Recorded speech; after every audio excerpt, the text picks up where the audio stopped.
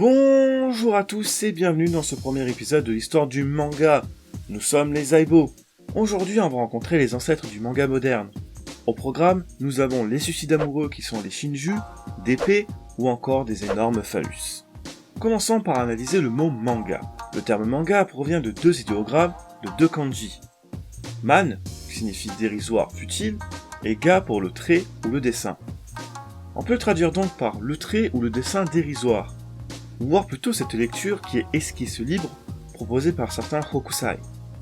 Ce terme manga nous provient de ce fameux hokusai, célèbre pour ses estampes durant l'ère Edo. Mais une autre explication plus claire peut être donnée à l'origine de ces deux idéogrammes. Ga peut signifier aussi la représentation d'un espace donné où se déroule une action partielle d'une œuvre, qui peut être un mouvement d'un personnage par exemple. Dans le mot eiga, le cinéma, on retrouve le cadre projeté, tandis que le terme man, c'est un peu plus complexe. Son ancêtre le plus lointain remonte dès le XIe siècle. Emaki, les rouleaux illustrés. On donne souvent la paternité du manga moderne, c'est-à-dire le manga qu'on connaît aujourd'hui, à Osamu Tezuka, qui est un auteur de nombreuses œuvres qui ont inspiré quelques grands films de la firme Disney, dont par exemple Le Roi Léo de Osamu Tezuka qui aurait donné Le Roi Lion. On peut dire que cela est surprenant de la part d'un homme qui va inspirer de son folklore des traits de Walt Disney. Donc pour le dire simplement, Walt Disney a inspiré Tezuka, mais d'un autre côté, Tezuka lui a renvoyé la balle et a aussi inspiré Disney. Parce qu'il faut savoir que dans le manga moderne, c'est-à-dire le manga d'après-guerre, Tezuka a commencé à faire du manga en s'inspirant beaucoup de Disney, mais par notoriété, une fois que Tezuka était connu, et ben en fait c'est l'inverse qui s'est produit avec les Américains qui se sont inspirés du style scénaristique et même graphique japonais. Par exemple, tous les traits typiques de manga, ses mimiques, ses références, ses gestes ou ses émotions surjouées, à l'origine ça provient d'un passé bien plus enfoui. Et également, on peut aussi dire que sur l'histoire de la violence, du grotesque et du sexe, le Japon était en avance sur son temps, dans le sens où la vision de la violence, du grotesque et du sexe a été critiquée par l'Occident parce que simplement l'Occident et l'Orient, du coup, n'a pas la même vision de la chose. Donc sur l'origine du manga, on peut dire que ça provient d'une datation assez lointaine, mais en même temps assez proche à la fois. Certains historiens disent que l'origine du manga provient de quelques graffitis du 8e siècle. Mais en fait, dans la réalité, le premier qu'on arrive vraiment à dater sûrement vient du 11e siècle, et il s'appelle le Choju Giga, ce qui veut dire en français les caricatures d'animaux. Et comme on l'a dit précédemment, dans manga il y a ga, et dans Choju Giga il y a aussi le même ga, qui est le même caractère qui signifie dessin. La paternité de ce Choju Giga, on l'a donné au moine Sojo Toba, né en 1053 et mort en 1140. Et ces caricatures sont un peu à rapprocher dans l'idée des fables de La Fontaine, dans le sens où ça se moque de la noblesse, du clergé, donc des prêtres, et des guerriers qui sont caricaturés sous forme d'animaux, souvent représentés par exemple par des grenouilles, des singes ou bien des lapins.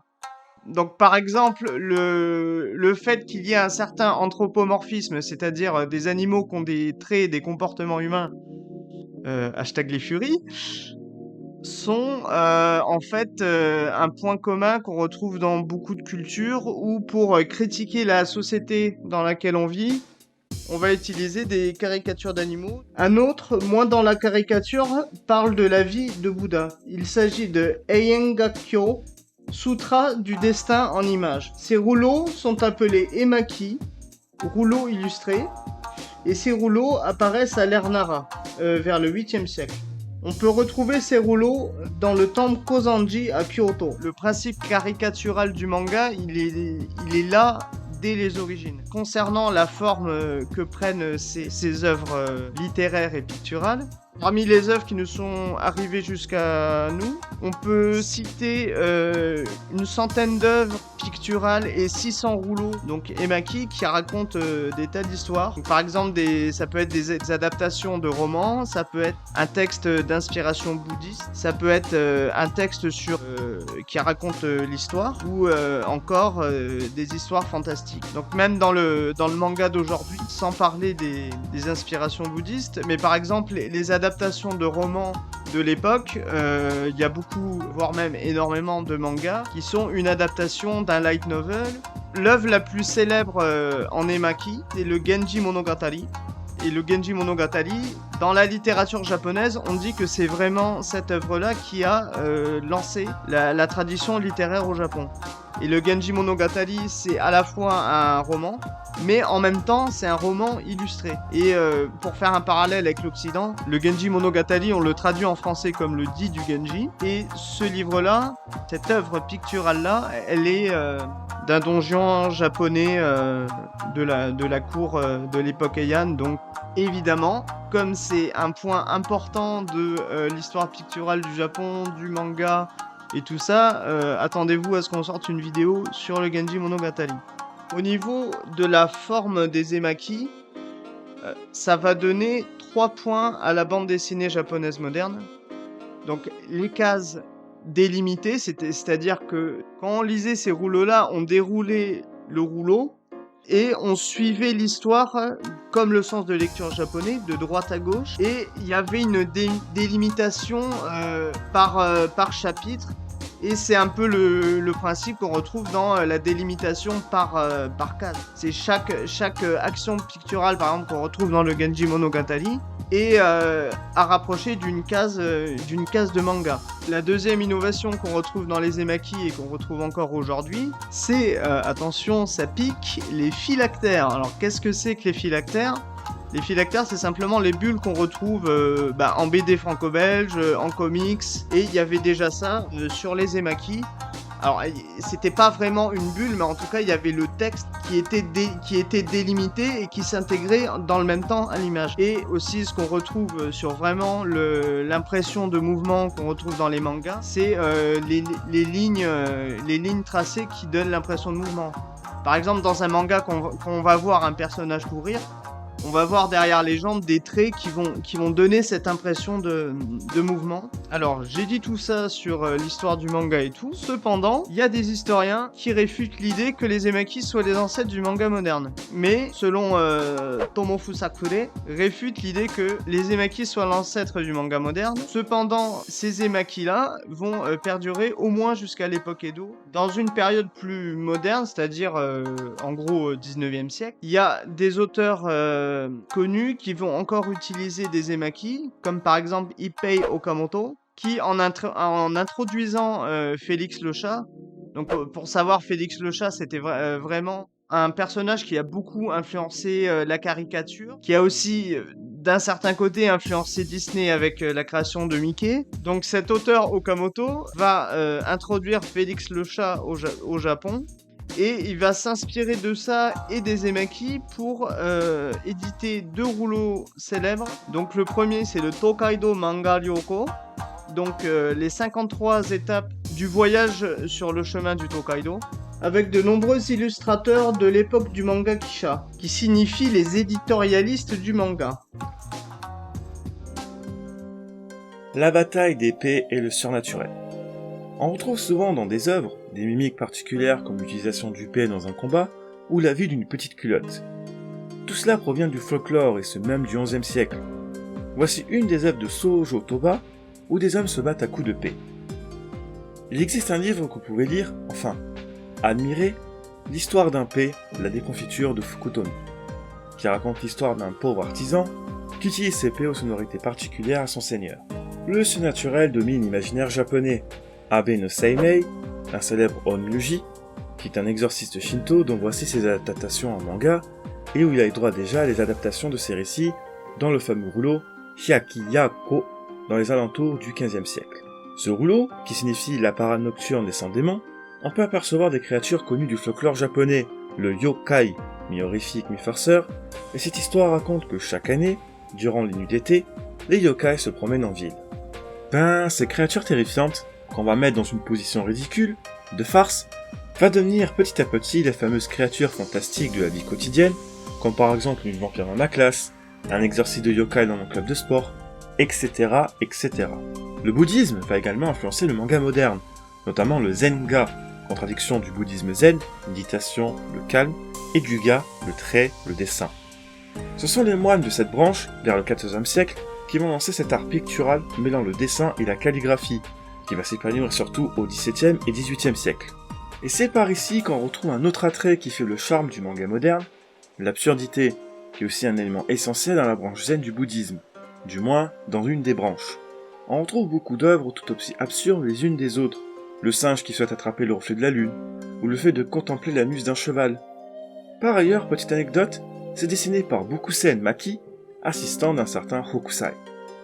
Et le but de tout cela, des prêtres moines, c'est de rejeter toute rationalité, toute pensée pour atteindre l'éveil, le nirvana, en utilisant des énigmes, des histoires absurdes.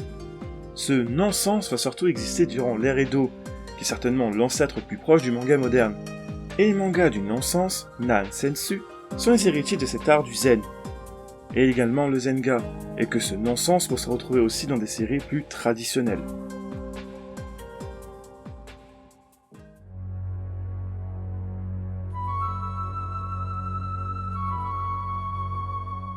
Si on doit retenir une ère qui va grandement influencer le manga moderne, c'est bien Edo, qui est un Eldorado culturel. Donc petit rappel historique, au Japon, il y a eu la période phase de l'époque Heian, donc ce que je disais avant sur les emaki, c'était vraiment c'est un peu le même délire que Louis XIV en France, où c'était la cour, la noblesse et tout, eux tout se passait bien, ils faisaient de la poésie, des dessins, des poèmes et tout, sauf que ils en avaient rien à foutre de gérer le pays. Donc ce qui s'est passé après ça, c'est que pour la faire courte, on va dire qu'entre le XIIIe et le XVe siècle, c'était la guerre civile tout le temps. C'était le gros bordel au Japon, des guerres civiles pendant 200 ans, un vrai plaisir. Voilà. Donc pour ceux qui se demandent, c'est ce qu'on appelle l'époque Sengoku, et Sengoku, c'est littéralement les pays en guerre, donc c'est guerre civile entre clans pendant 200 ans. À la fin de ces 200 ans de combat, celui qui a pris le pouvoir, il est très connu, c'est Tokugawa Ieyasu, qui est le dernier des 3 unificateurs du Japon. C'est-à-dire qu'à partir de 1603, on considère que il n'y a plus de zones contrôlées par les clans, mais que Tokugawa a unifié le Japon comme on le connaît aujourd'hui, à l'exclusion de Hokkaido et Okinawa. Hokkaido était sous le contrôle japonais, mais Okinawa c'était le royaume des Ryukyu, donc ce qui n'a rien à voir avec le Japon de l'époque. Et pourquoi on dit les 3 unificateurs du Japon ? Parce que Tokugawa Ieyasu c'est le dernier, mais les 2 qui viennent avant sont vraiment des personnages ultra importants dans l'histoire du Japon, et même dans les animés on les retrouve quand même très souvent. C'est Oda Nobunaga, donc lui c'est le GOAT, et Toyotomi Hideyoshi. Alors Tokugawa, une fois qu'il a unifié le Japon, qu'est-ce qu'il a fait ? Déjà, première chose, il a fait la politique du Sakoku, donc ça veut dire qu'il a fermé le Japon aux étrangers, c'est-à-dire qu'en gros, entre 1600 et 1867, il n'y avait pas possibilité pour les étrangers de venir au Japon, et dans le même temps, il n'y avait pas possibilité pour les Japonais de sortir du Japon. Alors évidemment, il y avait des exceptions, parce que sinon, il n'y aurait pas eu d'échange culturel. Par exemple, les Hollandais, ils étaient du côté de Nagasaki, mais ils étaient sur l'île de Dejima et ils ne pouvaient pas sortir de là. Évidemment, il y a aussi le fait que malgré cette période d'isolationnisme importante, le Japon continuait d'échanger avec la Corée et la Chine, et aussi, comme j'ai dit tout à l'heure, le royaume des Ryukyu qui est aujourd'hui la préfecture d'Okinawa. L'ère Edo s'appelle l'ère Edo parce que le centre du pouvoir économique, politique, culturel, social et tout, c'était plus Kyoto comme quasiment pendant toute l'histoire du Japon, mais Edo. Et en fait, Edo, c'est l'ancien nom de Tokyo. C'était la ville la plus peuplée du monde entier et c'est là, dans cette ville, que va naître une certaine culture urbaine, vraiment la culture populaire japonaise qui est faite par le peuple et du coup qui est très éloignée des classes de l'élite. Donc dans cette culture populaire, on retrouve le kabuki, le théâtre populaire traditionnel. On retrouve ce kabuki, on retrouve aussi les estampes, qui est de style ukiyo-e, donc qui s'est développé à cette époque-là. On retrouve aussi le début de livres grand public, un livre qui est imprimé à gros tirage. Parce qu'il faut savoir que l'impression au Japon, elle est là depuis très longtemps. Il y a eu une période faste de livres en images à l'époque Edo. Et quand on dit l'époque Edo en termes de culture populaire, faut penser la période 1750-1850, donc ces 100 dernières années de l'époque Edo, où c'est vraiment là où ça s'est développé. Et je pense qu'on pourra peut-être faire une vidéo sur cette période qu'on appelle Genroku, donc le nom de l'ère, de la sous-ère de l'époque Edo. On a un peu, vraiment, c'est cette période Genroku a donné l'origine du manga moderne. Je voudrais juste faire un point sur l'imprimerie. J'espère que vous vous en souvenez ou que vous vous en rappelez.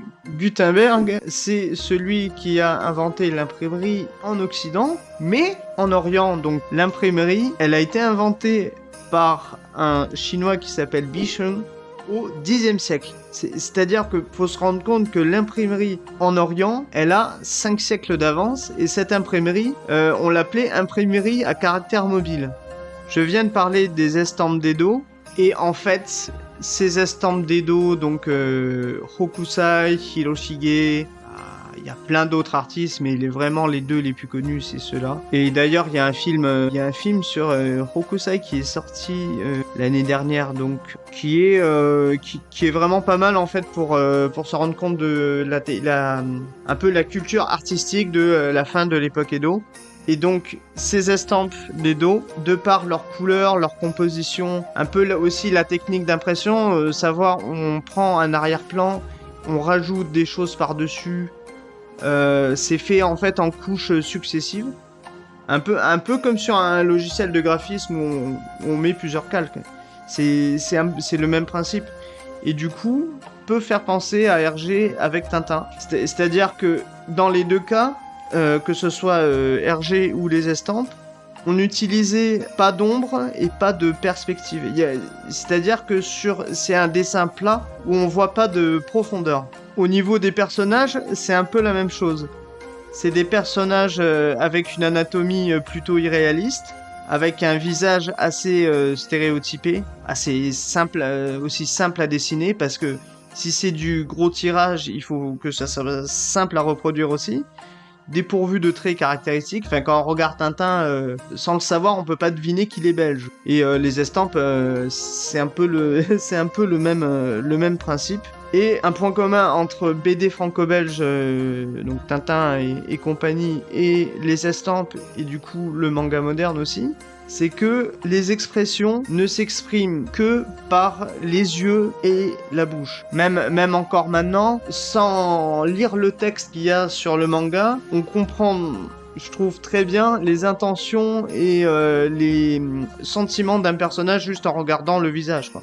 Dans le manga moderne, un peu comme l'a fait Hergé, sauf que la BD franco-belge est en couleur, alors que la BD japonaise, le manga, est en noir et blanc. Et dans ce noir et blanc aussi, pour faciliter l'identification universelle du lecteur, donc nous, peu importe d'où on vient, on peut s'identifier au manga, parce que dans les mangas, vous avez sûrement remarqué que les personnages n'ont pas les traits de japonais, quoi. Genre, cette technique d'utiliser le dessin pour faciliter l'identification du lecteur permet de diffuser du coup le manga à travers le monde, parce que même s'il y a beaucoup de codes japonais dedans, physiquement, les personnages sont sans nationalité. Ils ne ressemblent pas à un japonais stéréotypé.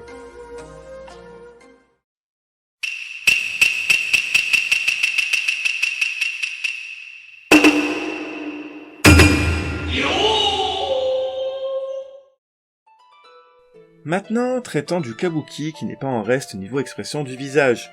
C'est le kabuki qui donnera l'exagération des émotions quand on retrouve dans nos mangas modernes, comme par exemple le roulement des yeux, le mimique grimaçante, les postures théâtrales, des rires gigantesques, des pleurs à chaudes larmes, ou encore les jambes qui tremblent pour signifier une gêne.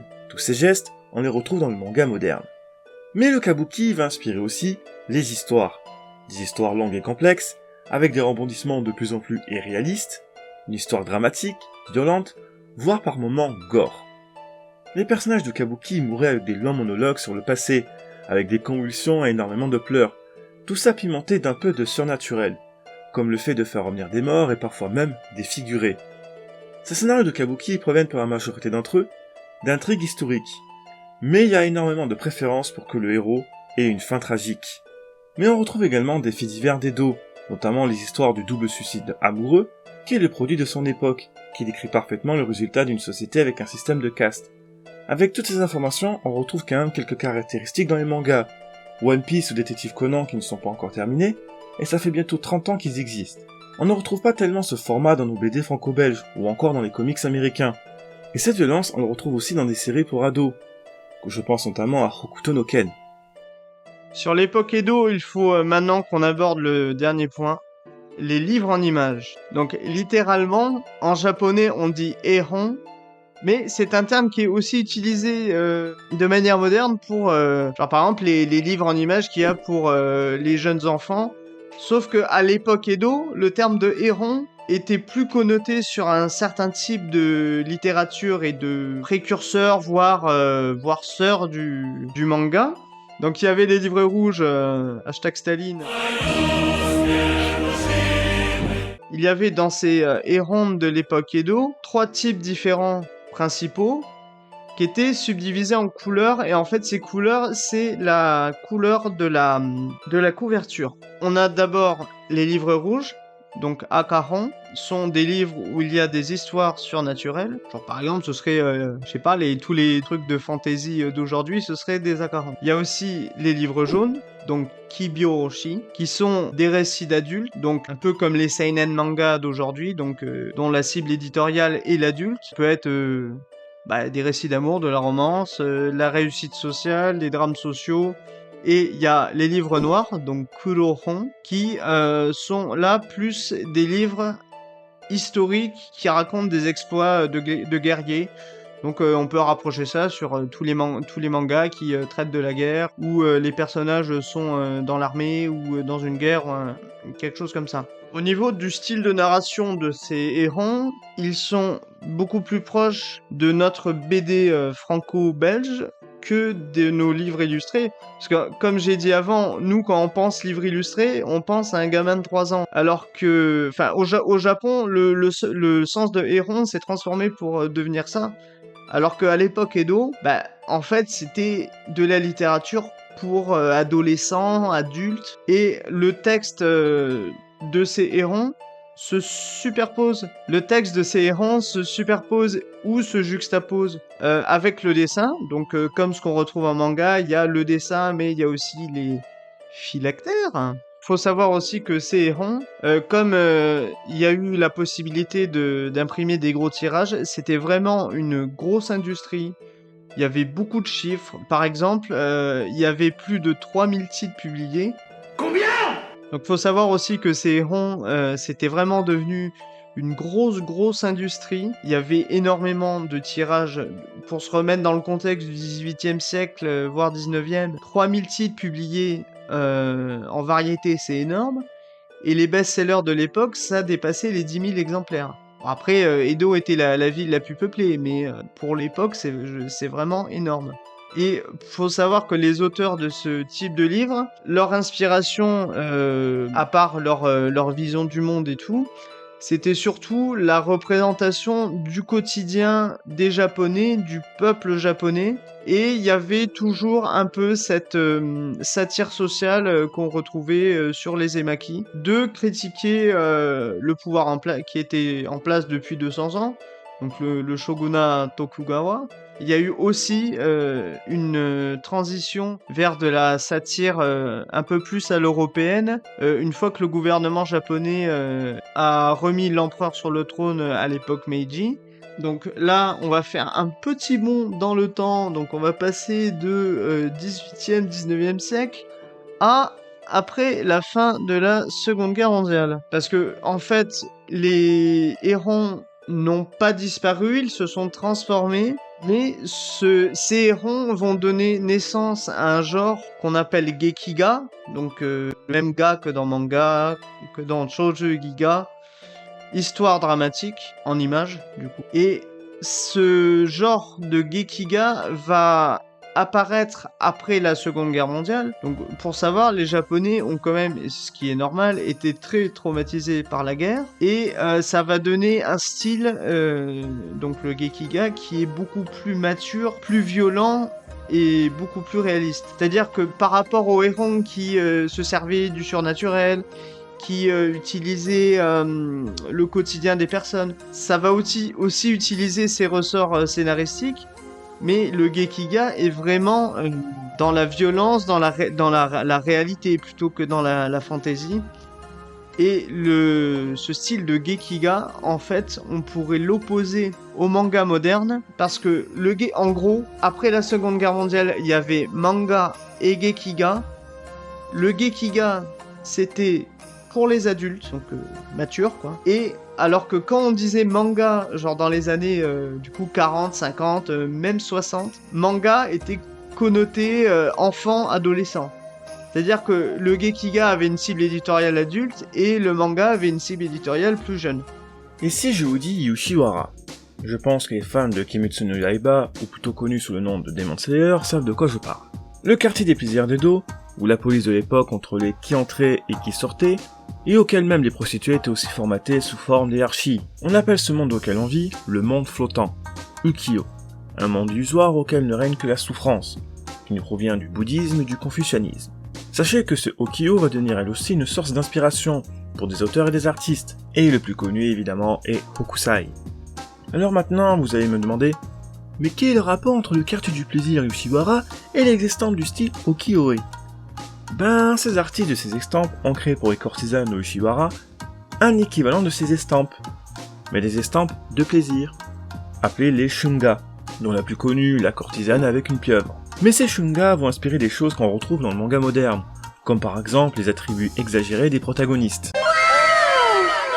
Ça c'est de l'art. Je vais me payer une petite branlette.